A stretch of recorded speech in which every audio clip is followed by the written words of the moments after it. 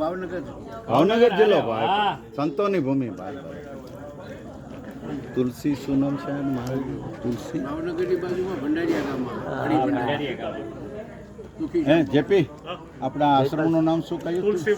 તુલસીવન.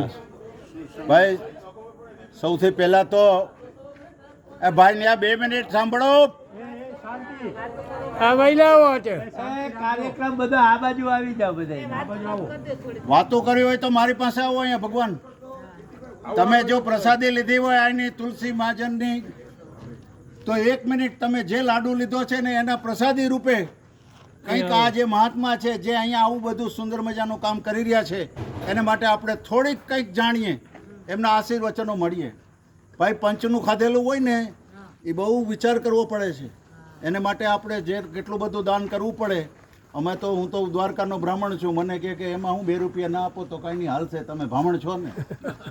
મેં તો પ્રભુ માફ કરો, મારે સવારના પોરમાં ગાયત્રી મંત્રના હાથ જાપ કરવા પડશે, તમે આમ ભલે કરશો.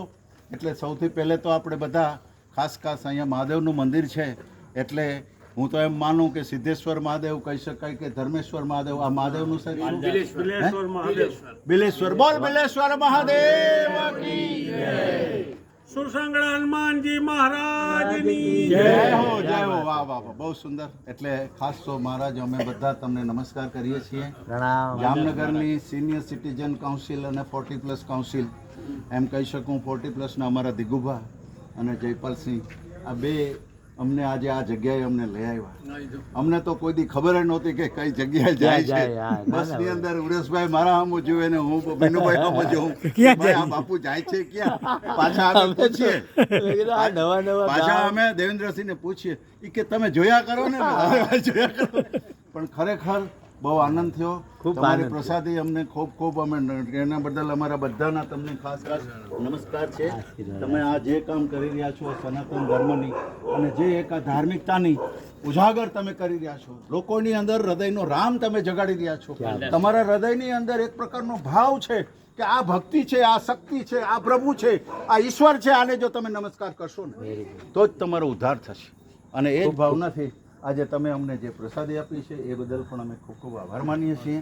અને ખરેખર અમને ખૂબ સુંદર આ જગ્યા લાગી. ભવિષ્યની અંદર પણ જો કદાચ અમારા મિત્રો કહેશે તો અમે ચોક્કસ જેપીને વાત કરશું કે ભાઈ આપણે અમારે ઓલી જગ્યા આપણે ભલે સાંજે આવ્યો પણ અમારે એક દિવસ આનંદથી સત્સંગ કરવો છે. દરવાજા એરું લગાવે છે, ખુલ્લા દ્વાર ભગવાનના. ને દર પરસોત્તમ મહિના 4 કથા, 1500-2000 માણસનું રસોડું ઓહો, કાયમી માટે. Very good. 1 મહિનો હાલે. 1 મહિનો હાલે, કોઈ રસોઈઓ નહીં, સ્વયં સેવક જ. ને કાયમી માટે મિષ્ટાન ઈફરતું. ખૂબ ખરેખર બહુ અદ્ભુત અને ધન્ય છે. આવી પવિત્ર ભૂમિને કારણે તો આ દેશની આ બધી જનતા અને બધો લાભ મળે. વાલદાસ મહારાજ જેવા છે એ આવી જે ભૂમિ સાચવી રાખી છે અને આપણે બધાને આવો જે લાભ આપ્યો છે એના માટે આપણે વાલદાસ મહારાજજીનો ખૂબ ખૂબ આભાર માનીએ છીએ. ચાલો બાપુ, ખૂબ ખૂબ